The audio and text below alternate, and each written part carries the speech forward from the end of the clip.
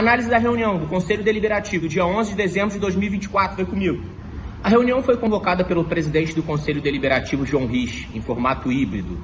Alguns conselheiros presentes na sala de beneméritos de São Januário e outros conselheiros em sala virtual. Dessa vez a reunião não foi marcada na sede náutica da Lagoa, como tradicionalmente, e a justificativa foi que o salão da sede náutica estava cedido ao Colégio Pinheiro Guimarães, alguma formatura que ocorreu no dia. Então a reunião ocorreu na sala de beneméritos, no estado de São Januário. Os analistas da Álvares Marçal iniciaram a reunião defendendo um processo de recuperação judicial, tanto para o Clube de Regatas Vasco da Gama, quanto para a empresa Vasco SAF, através de uma demonstração sem números, justificando que o Vasco precisa de uma sobra de fluxo de caixa operacional de mais ou menos 200 milhões anual para conseguir amortizar as dívidas, sem uma recuperação judicial ou extrajudicial.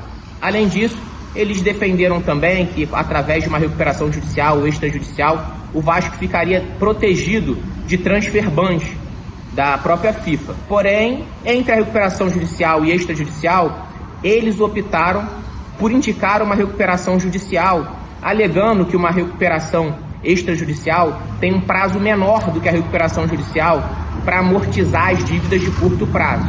Também não foi informado quais os valores que custariam aos cofres do Vasco para fazer essa recuperação judicial. O ex-presidente Jorge Salgado se colocou contra a entrada nos processos de recuperação judicial ou de recuperação extrajudicial e colocou como solução para o Vasco a venda para outro comprador a curto prazo, além de dizer que o Conselho não tem dados suficientes para tomar decisões que podem levar o clube à falência. O vice-presidente de Finanças, Silvio Almeida, ao tomar a palavra, criticou a opinião de Jorge Salgado, defendendo que a recuperação judicial já deveria ter sido feita antes da venda para 777, para organizar a fila de credores para o novo comprador ou controlador ter segurança para pagar as dívidas. O CEO Carlos Amodeu defendeu a entrada no processo de recuperação judicial, alegando inviabilidade de operações da Vasco SAF, culpando a 777 pelos aportes não realizados.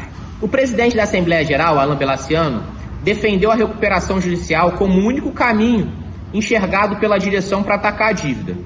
Criticou a RCE, fez discursos políticos que acaloraram a reunião e deu estranhos exemplos, como o Palmeiras e o rival, que, ao contrário das suas ideias defendidas para o Vasco, não fizeram recuperação judicial e nem muito menos foram vendidos.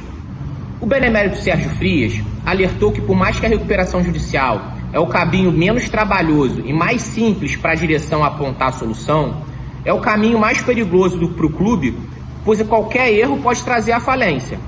Sérgio cobrou a apresentação do fluxo de caixa, que está sendo solicitado pelo Conselho de Beneméritos já há 7 meses, para os poderes do clube, junto com a direção, possam analisar e propor soluções.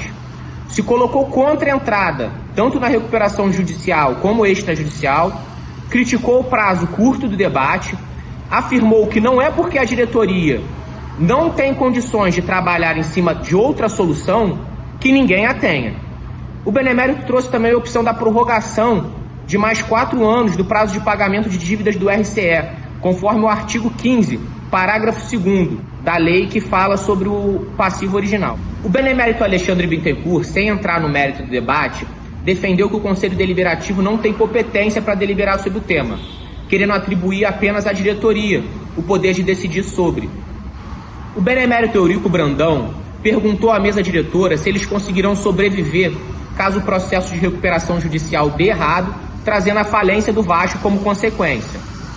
Além de alertar que as consultorias contratadas não têm a mesma preocupação com o Vasco quanto os vascaínos.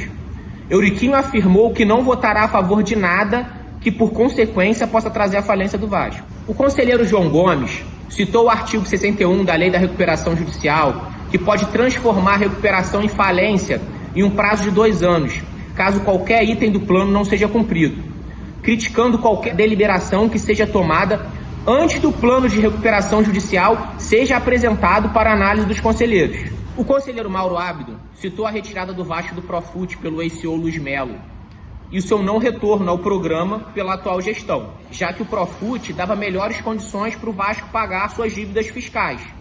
Dívidas fiscais não pagas que levaram a sede do calabouço à garantia de penhora. Abdon disse particularmente que acredita que a saída do Vasco do Profut se deu por exigências de transparência do programa, já que a transparência não era de interesse da gestão passada, que escondia o contrato sob sigilo. O vice-presidente Paulo Salomão criticou a fala dos conselheiros da oposição preocupados com a falência do clube, dizendo que uma das soluções propostas, como vender atletas da base, não era uma solução viável, mas defendeu a venda do clube, por mais estranho que seja. Salomão culpou gestões passadas em sua fala e defendeu que a direção tem o direito de aplicar a solução que bem achar melhor.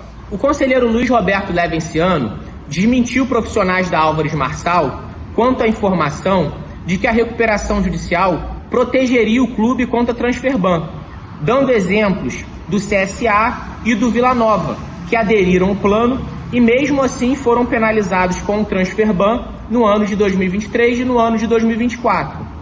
Trouxe dados da Serasa Experience, que somente 23% das empresas que pedem recuperação judicial sobrevivem. Alertou também que a falência pode vir não somente quanto ao descumprimento de algum item do plano, mas também na reprovação do plano na Assembleia de Credores.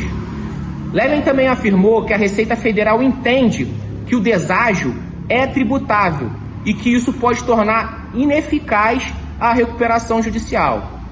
Também citou que o STJ determinou que é obrigatório que o clube tenha suas certidões para homologação do plano de recuperação judicial. E todos sabem que o Vasco não obtém essas certidões desde o ano de 2017, no término da gestão de Eurico Miranda. Após outras explicações de profissionais da Álvares Marçal e debates entre os conselheiros, a reunião foi encerrada sem deliberação e uma nova reunião foi convocada para o dia 23 de dezembro na sede náutica da Lagoa.